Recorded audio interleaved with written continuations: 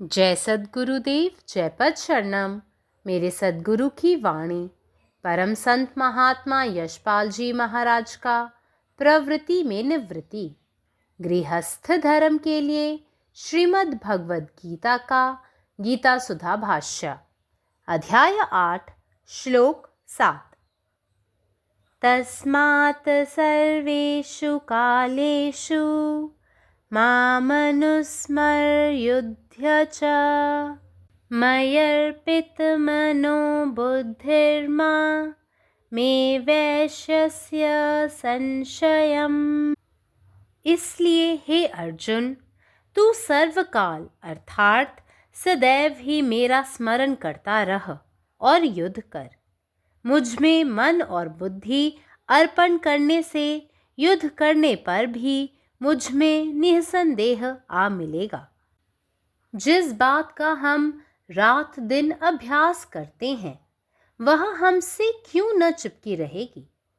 उस अजामिल की कथा पढ़कर भ्रम में मत पड़ जाना। सदा सर्वदा पाप करके अंत में राम नाम अचूक याद आ जाएगा, इस धोखे में मत रह जाना। बचपन से ही मन लगाकर अभ्यास करो। ऐसी सावधानी रखो कि हमेशा अच्छे ही संस्कार पड़े। ऐसा न कहो कि इससे क्या होगा और उससे क्या होगा। 4 बजे ही क्यों उठे, 7 बजे उठें तो उससे क्या बिगड़ेगा। ऐसा कहने से काम नहीं चलेगा। यदि मन को बराबर ऐसी आज़ादी देते जाओगे तो अंत में फंस जाओगे। फिर अच्छे संस्कार अंकित नहीं होने पाएंगे। एक एक रुपया जोड़कर लक्ष्मी जुटानी पड़ती है। एक एक क्षण व्यर्थ न जाने देते हुए विद्यार्जन में लगना पड़ता है। इस बात का ध्यान रखो कि अच्छा ही संस्कार पड़ रहा है ना।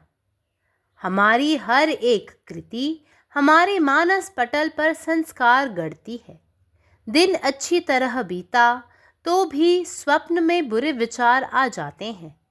10-5 दिन के विचार ही स्वप्न में आते हों ऐसी बात नहीं है। कितने ही बुरे संस्कार असावधानी में पड़ जाते हैं। नहीं कह सकते कि वे कब जाग पड़ेंगे। इसलिए छोटी छोटी बातों में भी सजग रहना चाहिए। भला किया व्यर्थ नहीं जाता, वह तुम्हें तार देगा। लेश मात्र भी बुरे संस्कार न होने चाहिए। सदा ऐसा ही उद्योग करो जिससे आंखें पवित्र रहें, कान निंदा न सुने, मुख से वाणी अच्छी निकले। यदि ऐसी सावधानी रखो तो अंतिम क्षण मधुर हो जाएगा। तुम अपने जीवन मरण के स्वामी हो जाओगे। Therefore, at all times remember me and fight with mind and intellect fixed or absorbed in me. You shall doubtless come to me alone. There are people who neglect or give up their earthly duties on the plea that they have taken to spiritual life. And there are others who excuse themselves from spiritual practices on the plea that in the midst of their worldly engagements they have neither the time nor the inclination for anything else. But the Lord's message is to sanctify the entire life. By constant practice, every work can be changed into worship. Whatever man does or thinks ought to be for the glory of the Lord. By this practice, man's life gets perfectly enriched.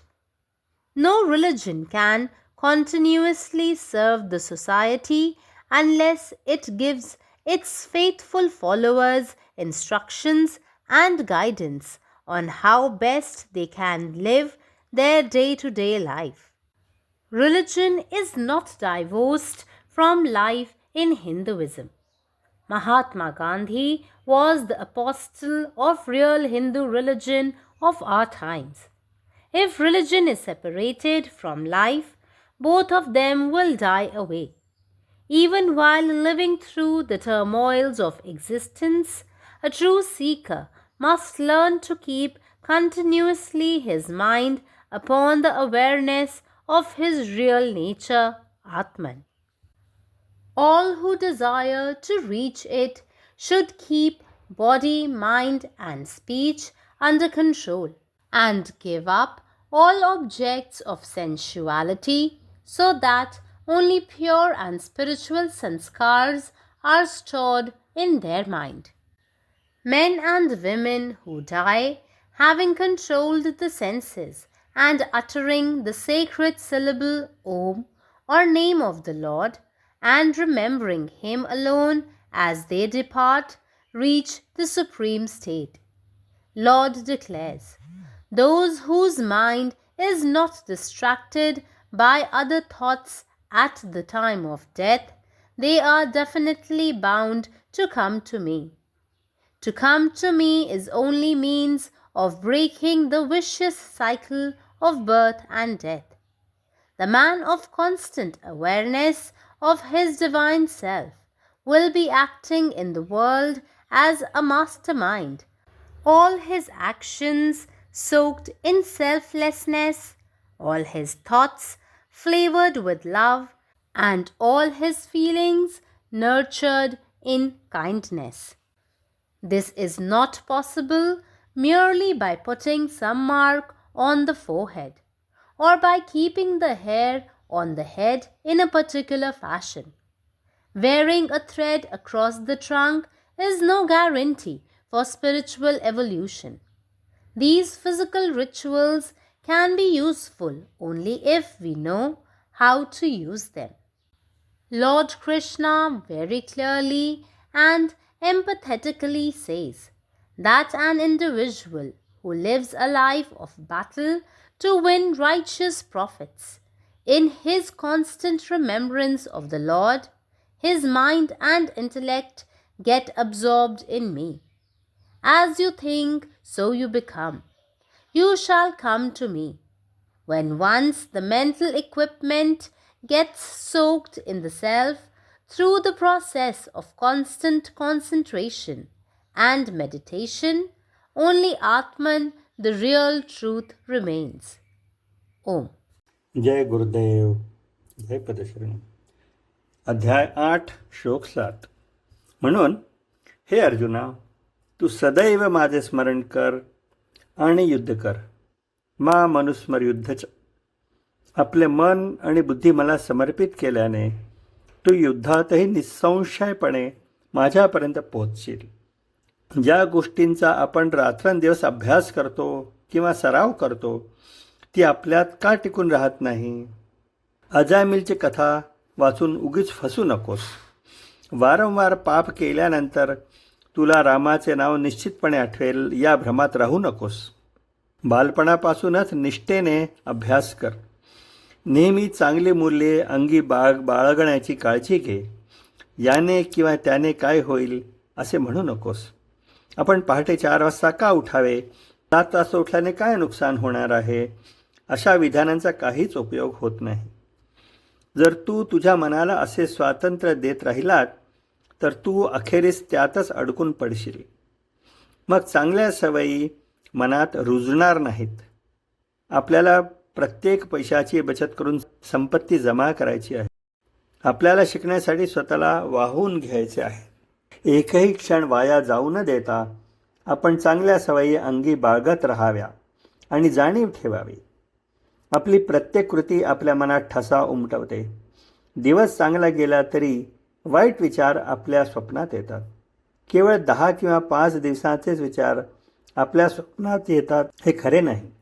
अनेक वाईट सवयी निष्काळजीपणामुळे लागतात. त्या कधी जागृत होतील हे सांगता येत नाही.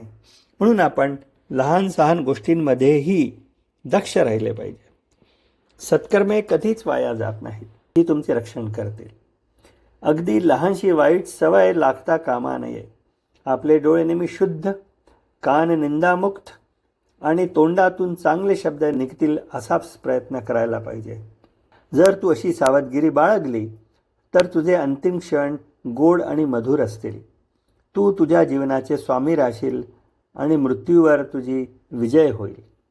म्हणून सर्व काळ सर्वदा नेहमीच माझे स्मरण करत राहा आणि मनाने आणि बुद्धीने माझ्यात स्थिर होऊन मग या जगामध्ये आपला संघर्ष कर. तू निसंशयपणे माझ्याकडेच येशील. असे काही लोक आहेत जे आध्यात्मिक जीवन स्वीकारल्याच्या सबबीखाली आपली ऐहिक कर्तव्ये सोडून देतात किंवा त्याकडे दुर्लक्ष करतात. आणि असेही काही लोक आहेत जे आपल्या सांसारिक कामामध्ये इतर कशासाठी वेळ किंवा कल नसल्याच्या सबबीखाली आध्यात्मिक साधनेपासून स्वतःला दूर ठेवतात. परंतु ईश्वराचा संदेश संपूर्ण जीवन पवित्र करण्याचा आहे. सततच्या अभ्यासाने आणि सरावाने प्रत्येक कार्याचे रूपांतर उपासनेमध्ये होऊ शकते. मनुष्य जे काही करतो किंवा विचार करतो ते ईश्वराच्या गौरवासाठीच असले पाहिजे. या अभ्यासाने मनुष्याचे जीवन परिपूर्णपणे समृद्ध होते. जोपर्यंत कोणताही धर्म आपल्या निष्ठावान अनुयायांना आणि शिष्यांना त्यांचे दैनंदिन जीवन सर्वोत्तम कसे जगावे याबद्दल सूचना आणि मार्गदर्शन देत नाही, तोपर्यंत तो समाजाची सतत सेवा करू शकत नाही.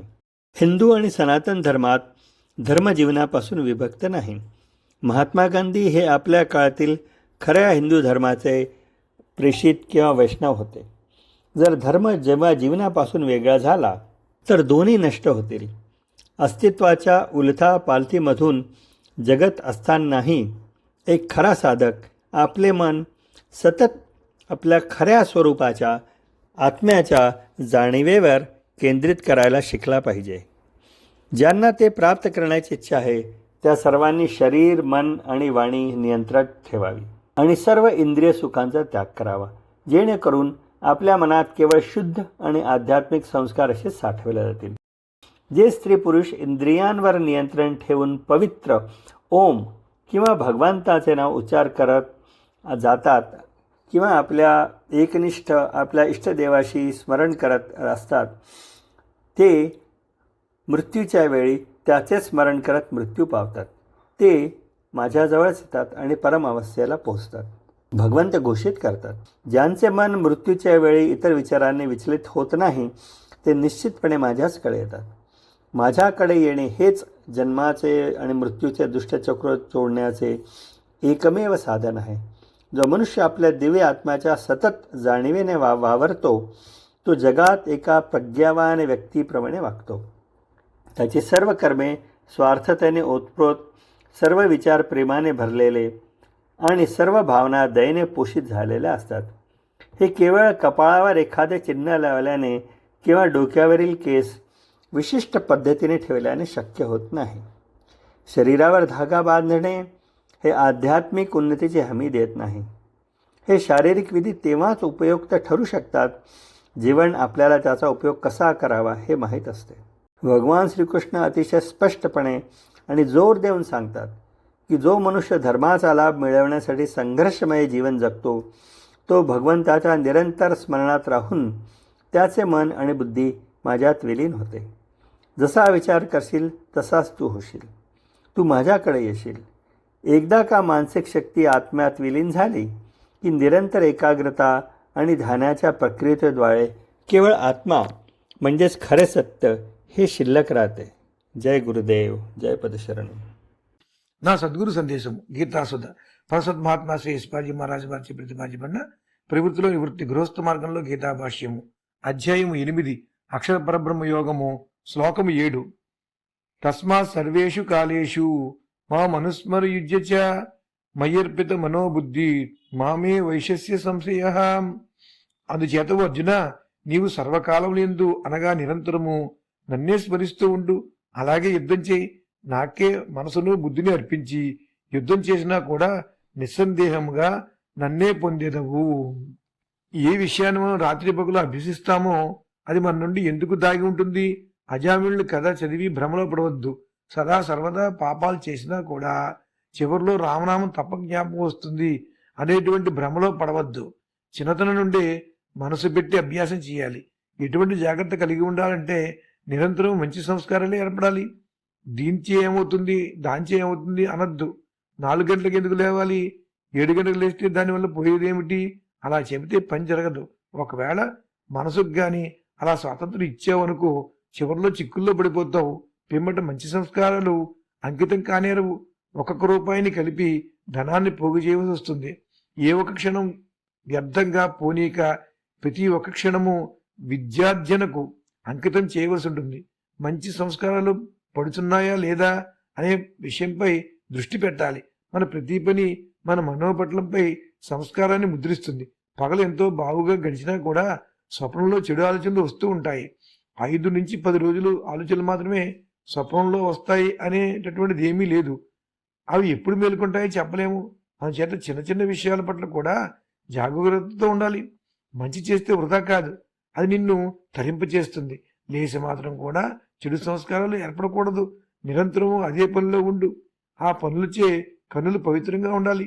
చెవులు చెడు వినకూడదు. నోట్లోంచి మంచి మాటలే వెలువడాలి.